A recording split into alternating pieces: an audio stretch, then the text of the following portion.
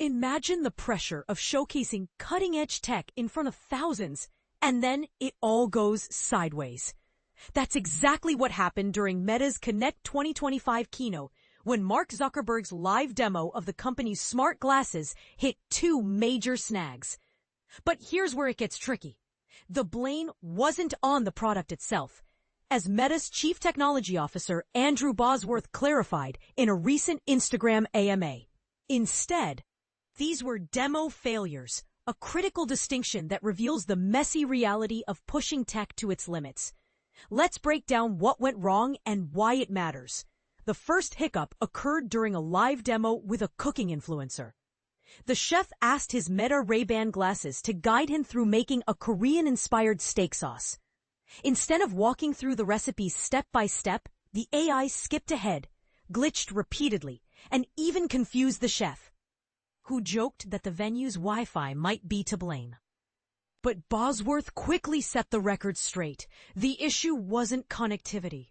When the chef said, "Hey Meta, start live AI," every single pair of Meta Ray-Ban glasses in the building activated simultaneously. With hundreds of devices flooding the network, the system essentially DDoSed itself.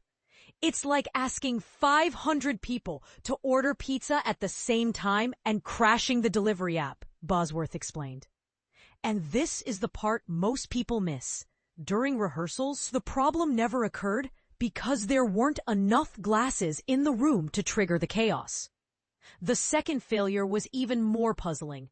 Zuckerberg attempted to demonstrate WhatsApp video calls on the Meta Ray-Ban display, but the glasses display went to sleep just as a call notification arrived. Even after he woke the screen, there was no option to answer.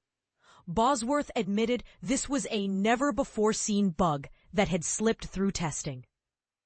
While the fix was quick, the moment exposed a gap in Meta's preparation. "We've got WhatsApp down, right? Video calling? Easy," Zuckerberg quipped afterward. But the demo's stumble raised eyebrows. Now, here's a thought. Should we even expect flawless demos from companies experimenting with bleeding-edge tech? Critics might argue that these hiccups highlight the risks of hyping unproven products. Supporters, though, could counter that real-world testing is exactly what these demos are for. And this is where the conversation gets spicy. Are tech demos just marketing spectacles, or are they honest attempts to showcase progress? What do you think? Is Meta's transparency about these failures a sign of growth, or does it expose deeper flaws in their product strategy? Drop your thoughts in the comments, because this is the kind of debate that shapes the future of innovation.